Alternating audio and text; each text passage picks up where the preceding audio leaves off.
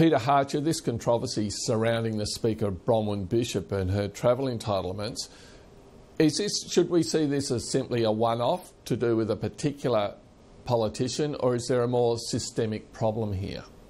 The traditional view, Chris, of the two main parties is to see all of these things as just an occasional one-off, a risk that you have to take, a condition of doing business that every few months, every year or two, there'll be like a squall of bad weather, a passing flurry of media interest, that they're all one-offs, that it doesn't matter. But of course, the one-offs continue to come. They accumulate, they have a cumulative effect in the public mind. The fact that they persist points to shortfalls in the system. It is a structural problem.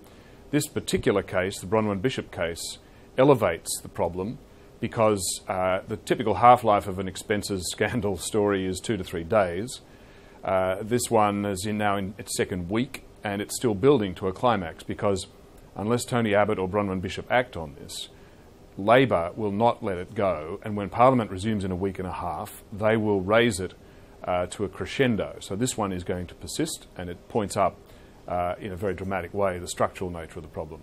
But Peter, we have these sort of travel entitlements, controversies. They come through every couple of years. What, if anything, is different about this, and what might change?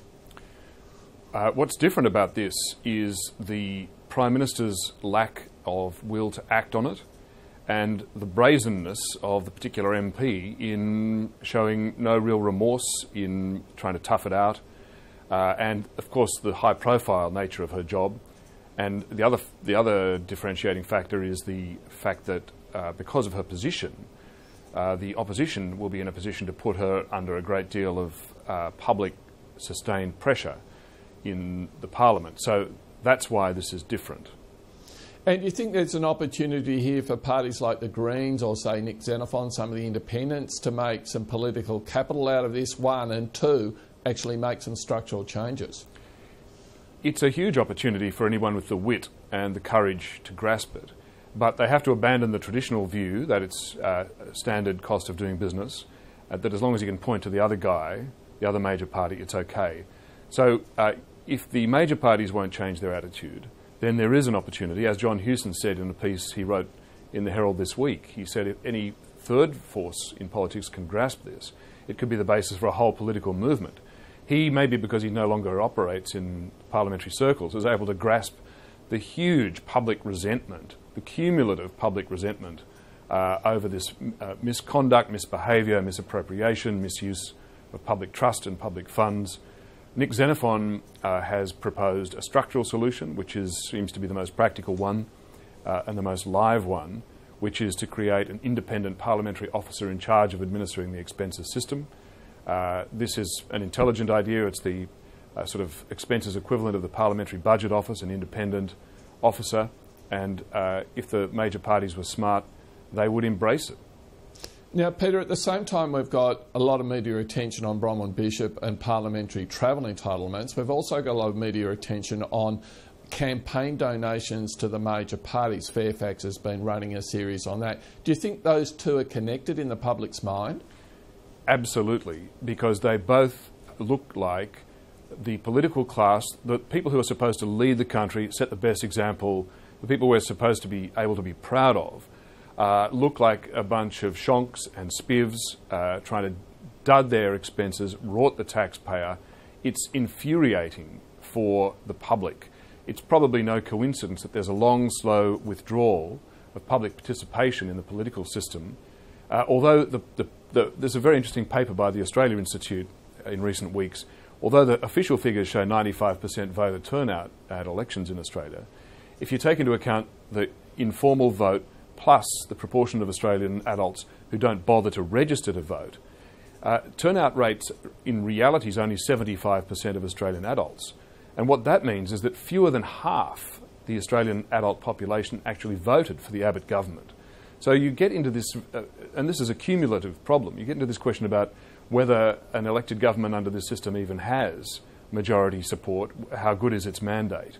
So that gradual erosion of public trust and support is immensely costly to the system. Now, the New South Wales Premier, Mike Baird, seems to have picked up on this. He's calling for some sort of unified set of rules to govern party political donations. Is he onto something here, or what do you think his chances are? Well, he's absolutely onto something. On one side, there's this Royal Commission into Trade Union Corruption, which of course tends naturally to focus on the Labor side of the House, and that was of course set up by a Liberal government. But on the other side, we see stories, for example, the disclosures in the Fairfax Press this week, in this morning's papers, that of the 23 Liberal clubs that are created to funnel political donations to Liberal MPs, 90% of the original donors can't be identified through the system. These are structural problems. It's not a one-off. Mike Baird is absolutely right, and ICAC has shown in New South Wales that no one side of politics has a monopoly on manipulation and misuse and misbehaviour and downright corruption. Both sides have. So Baird is actually showing leadership here, just as he did in trying to get a tax reform debate started last week, just as he did in winning an election on an unpopular and difficult reform question of privatisation to pay for infrastructure. Baird is emerging as the national leader, even though he operates only at a state level.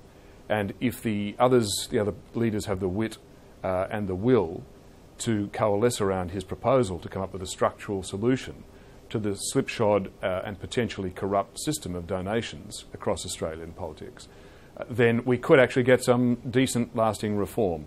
But that will require a fundamental change of view by Tony Abbott, who is not demonstrating leadership on this, or tax reform, or many other issues, as well as Bill Shorten.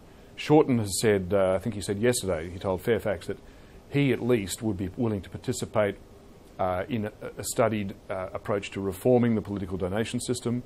Baird is prepared to lead the premiers and the national leadership on this question.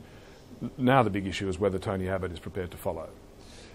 Peter, we see in the opinion polls, the Fairfax Ipsos polls, the news poll in the Australian, that both federal leaders, Tony Abbott and Bill Shorten, have negative approval ratings. Do you think that is simply reflecting people's judgment of those two individuals, or is it more, is there an element there, this disenchantment with the whole political system because of things like travel entitlements, political donations, revelations in ICAC, etc.? I think it's very much both.